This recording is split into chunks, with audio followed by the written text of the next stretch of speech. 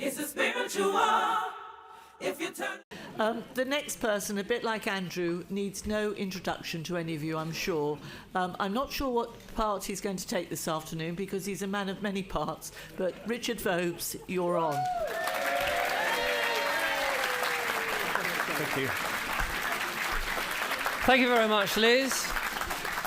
Hello, ladies and gentlemen. I don't want any of you talking amongst yourselves whilst I'm doing my piece. Thank you very much. Because when I'm at home recording, the camera does not talk back, which is very useful, I can tell you, because my views are all over the place, as you know if you've watched my channel. The brief I was given is about using alternative media to, well, make a difference, I suppose, and to call the authorities into our favour, I guess.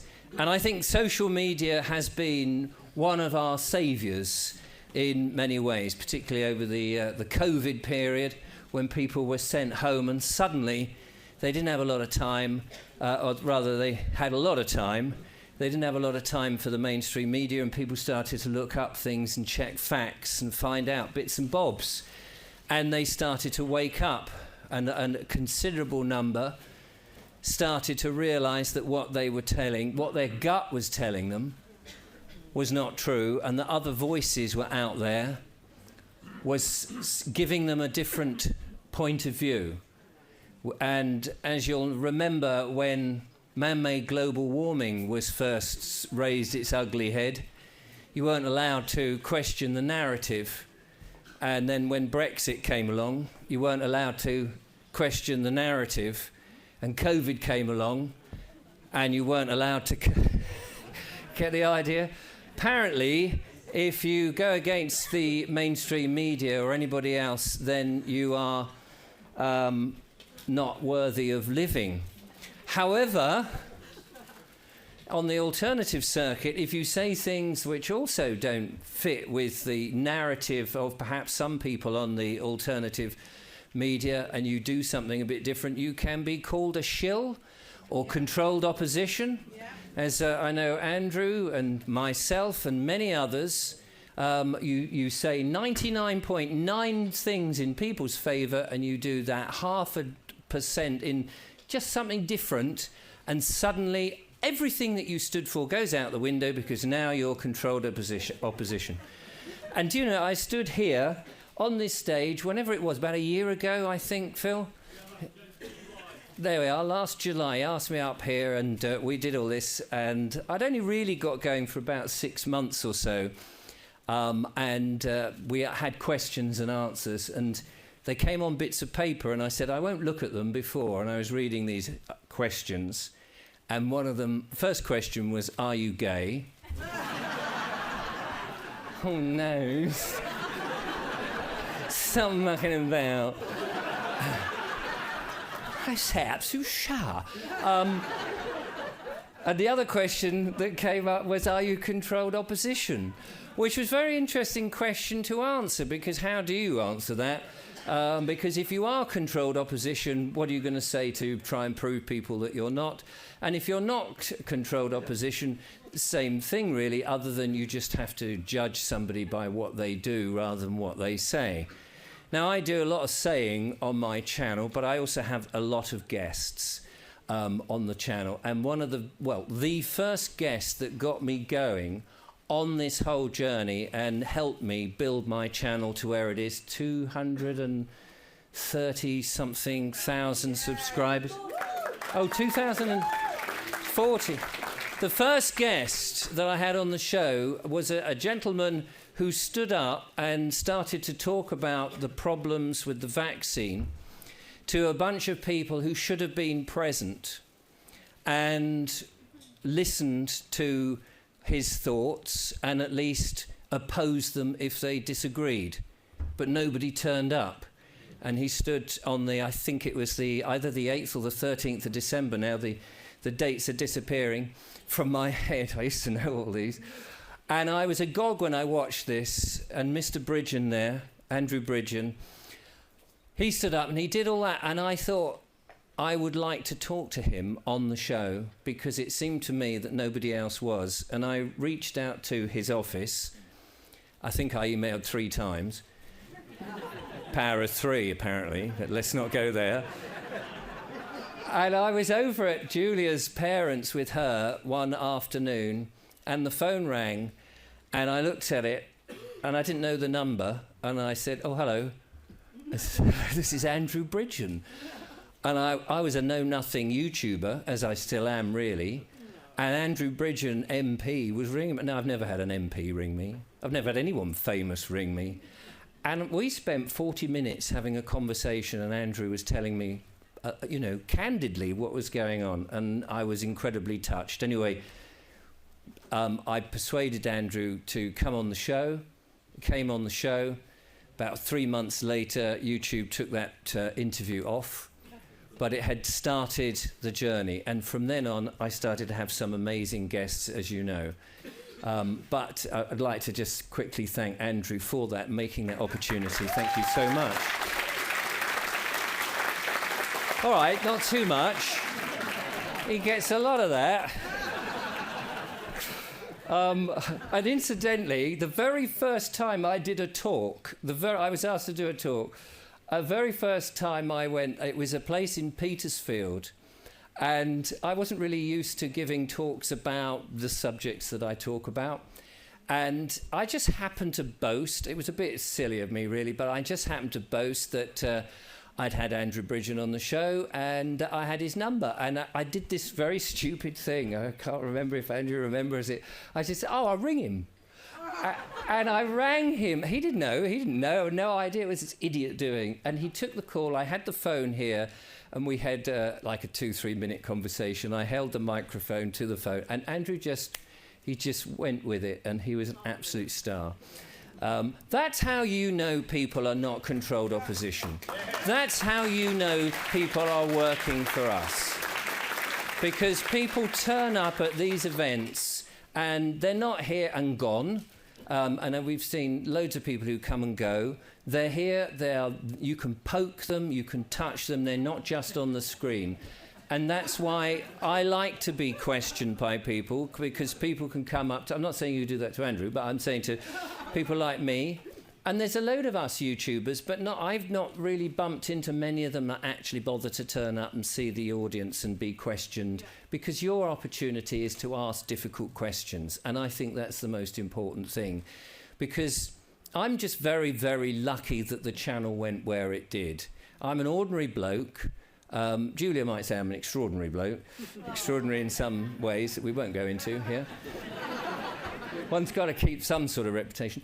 I'm an ordinary bloke, and I just voice my opinions, but it did seem that I've bridged the gap between the full-on conspiracy theorists who are very passionate, very vocal, and are deeply down in the rabbit holes on all sorts of things, and the gap between that and, of course, the rubbish that mainstream media spout out. And people have said to me, Richard, you are the sort of the Alan Titchmarsh of the conspiracy movement, because I would sit down on my little chair there and say, isn't it strange that the kind, nice, benevolent government that we've all voted in for because we thought they were lovely are trying to kill us? And the sad fact is, here they are. And it's not like they've rebutted that, I can't even say it, rebutted it. They've not rebutted it and tried to sort of go, oh, golly, we got a few things wrong there. They're down and out trying to kill us. Look at the sky. You only have to look up and think, when was the last time you saw the sun? And I'm not talking about in the newsagent with page 3. Anyway, you shouldn't be buying any newspapers. So, anyway, I want to get back onto the topic of what I'm supposed to be talking about. I think that social media is... it's like the yin and yang, isn't it? I would love people not to be in front of their screens 24/7. I would love people not to be in these Instagram groups or WhatsApp groups, because we have all been lulled into this horrible device that has become pervasive everywhere, and the kids are in their bedrooms doing this. They're not around the dinner table at dinner time with the family sharing the joy of the day. They're upstairs playing some murderous game, killing people who get spawned every 2 minutes to come back to life. But at the same time, I'm on it. And it is an amazing tool to get your message out. And of course, we should take advantage of all the good points of social media and try and also have a life. But somebody like me who has gained some sort of reputation, and to be honest with you, I never really know how effective. People come up and say, oh, your videos are very effective, it's very important and all that. I'm just at home in front of a camera most of the time and on Zoom with some amazing people. And it's only when you come to events like this and people come up and say, oh, Richard, you are brave. I said, what do you mean brave? I'm not brave. I'm just standing there having a little waffle into a camera, sharing my views. Nobody has to watch them. Oh, no, I couldn't put my head above the parapet and be a target of the deep state. Yeah, I hadn't really thought of it like that, actually. Maybe I better put another lock on the door. And people keep telling me now, you know, so Richard, they know where you are, don't they? It's like, I hadn't really given it that consideration.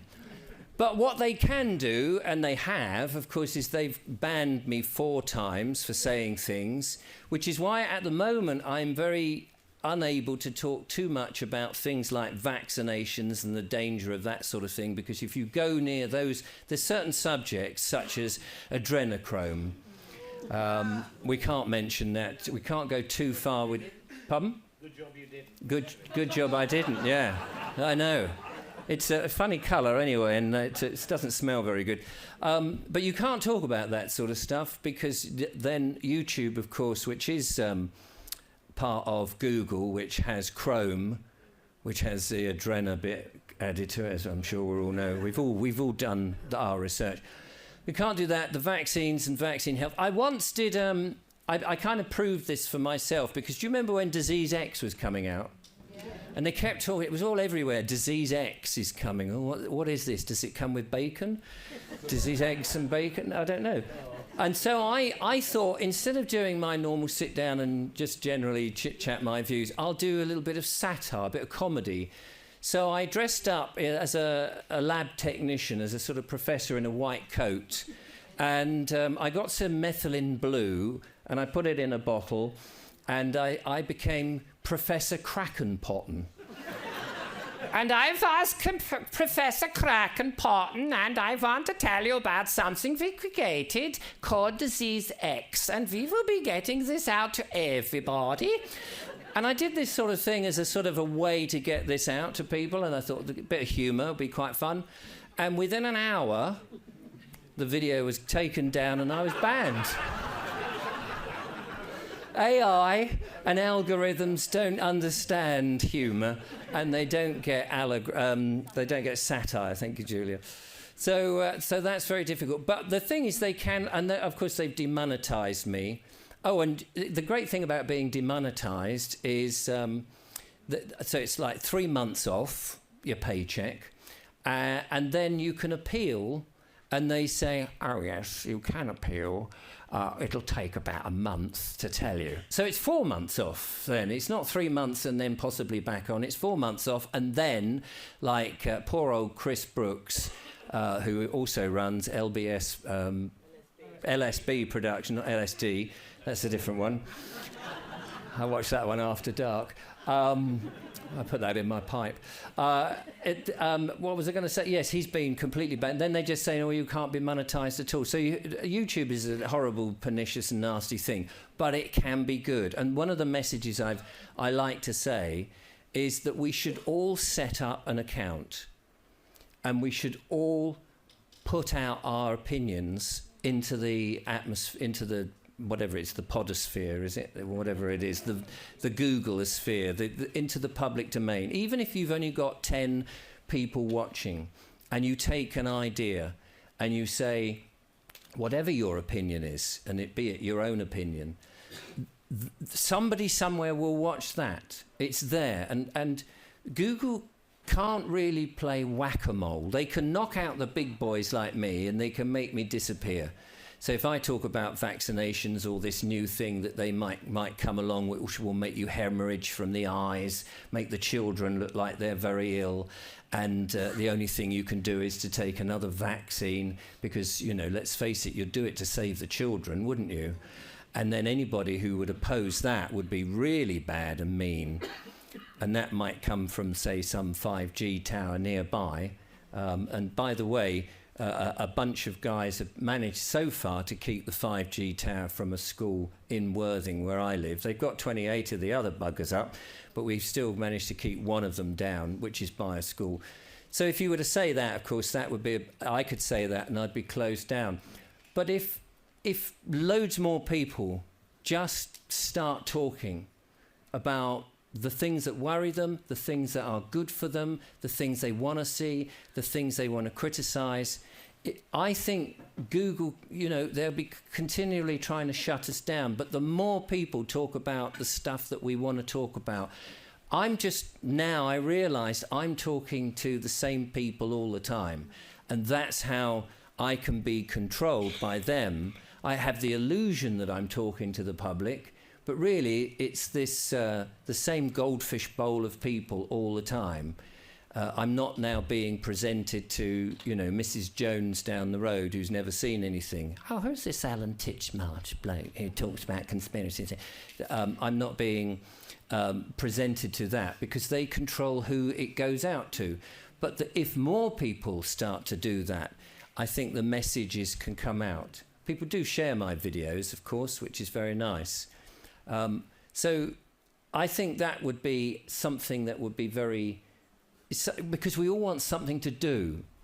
We all want and I think the more positive messages are better, even though the fact that if you do a frightening message, that's how you'll get views. If I do anything that says, oh my God, look what's just coming down the road. Oh shit, like so many of these. All right, Russell, calm down.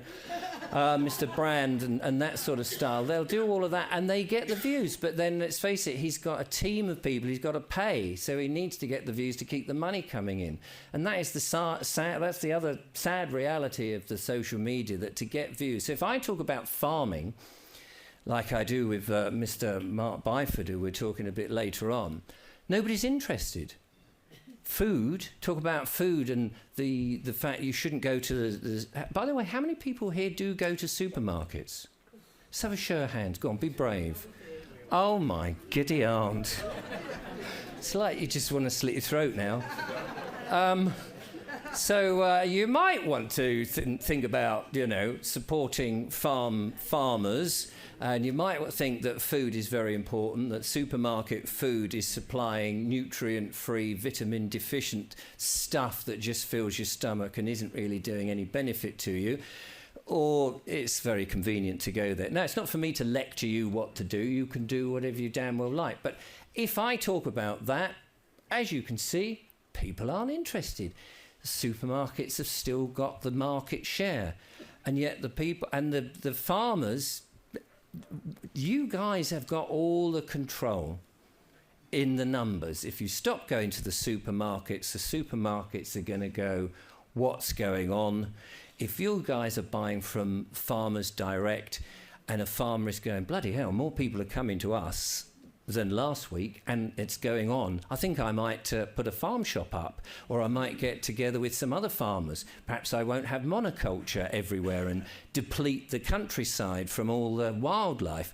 Perhaps I won't need those subsidies from that bastard government that keeps making me have bigger and bigger debt by having bigger and bigger tractors and all the other thing. We have that power to make the change, and we really must, which is why I think we need to talk about that more on the social media. Obviously, I would like more of this. People coming back to the old reading rooms, the town halls, to stand in the parks, meeting in public, talking like Gary was saying at the beginning, keeping that conversation in real life, because we mustn't get too stuck behind our computers and things. It's only in real life where you really meet people, you can hug people, you can shake their hand, you can get the measure of them. That is true. but also use the tools that we've got to our advantage rather than just consume. Let's be creative. Let's create content for people that might just open their mind, because that's all I'm doing with my views. I have some very strange views. I don't know how long I've got, probably not long. My problem is I can just go on and on and on, as Julia knows. One of my things was, having gone down all the rabbit holes that I did, and I thought I got a grip of it, somebody sent me a book called Smoke Screens by Richard White. And this was about the trials and the tests about smoking. And I read this book, and it said how biased the smoking the business was to get people to stop smoking. I up until a year ago have been an anti-smoker all my life, because I believed the rubbish that smoking was really bad, that nicotine was addictive and it would give you lung cancer. And I've read now a couple of books, and I've seen Dr. Brian Ardis talking about this, and the results are, and I do believe this, that nicotine is not addictive. That's been proved. We have nicotine receptors in us. It's in the deadly nightshade range of vegetables. We actually need it in tomatoes and aubergines and celery and tomato. And you don't see people, if nicotine was addictive, you don't see people suddenly going, oh Christ, I must have a tomato. Get those tomatoes outside. Oh, yeah. You don't see, we know it's the crap they put into the cigarettes that's addictive, but we need that. Now, it's interesting. So I started smoking a pipe. I just find it very typically English, particularly lovely, smoking a pipe like that. And, of course, pipe tobacco is less adulterated than the cigarette tobacco. And I get a little bit of nicotine. You can obviously, I'm not advocating and saying that smoking is any better than breathing fresh air, of course. But you try and find some fresh air these days in the sunshine. But what I am saying is that one of the last bastions, it seems to me, is that people can't open their mind to the fact that smoking might be beneficial in some ways, because we've been so indoctrinated that smoking is bad. Of course, from what I understand, is about 30 years ago, they knew that the vaccine was going to be rolled out for this thing, so they needed to get people off cigarettes so that more people would get ill, because the nicotine affects the spike protein, and that is what they really don't want. And you can see the laws come. You name me a product that 50% of the branding is a government message in big, bold, black letters saying this product will kill you, that's legally, viable. What other one? If the government really don't want you to smoke, you just think, what do they know that we don't know? So anyway, so in other words, that I've had a little bit of pushback from that, because people are so easily indoctrinated. And so it's good to talk. It's just good to open people's minds. I'm not saying please smoke. I'm not saying that at all. I'm just saying let's open our minds. And I think if we can all, in one way or another, whether it's on blogs, whether it's on social media, whether it's in Sainsbury's, if you have to go into these murderous camps.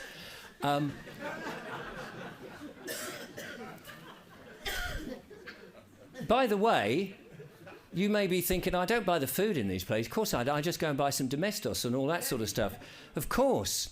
There is, by the way, a network up and down this land of private, small, family-run, independent shops that sell most of the stuff that you want. And they are called corner shops, Indian shops, Pakistani shops, may even be some British ones, national. I mean, whatever, however you want to describe them. There are people out there. Now, if you could persuade those to take organic produce and proper foods, that network is there. And those big corporations that we've all come to rely on could slowly wilt. There's a corporate takeover, and I don't like it. We've got to get a shot of that. Anyway, I won't run out. But my main message is we need to keep talking. We need to share it. Social media is a good place to get that. Set up a YouTube channel, sit in a little armchair or out the back and talk about your passions. Because the more people hear your views and the diverse views you've got, the more chance we can spread that around the world and get us thinking. And that's what this is all about, thinking. Thank you very much, ladies and gentlemen.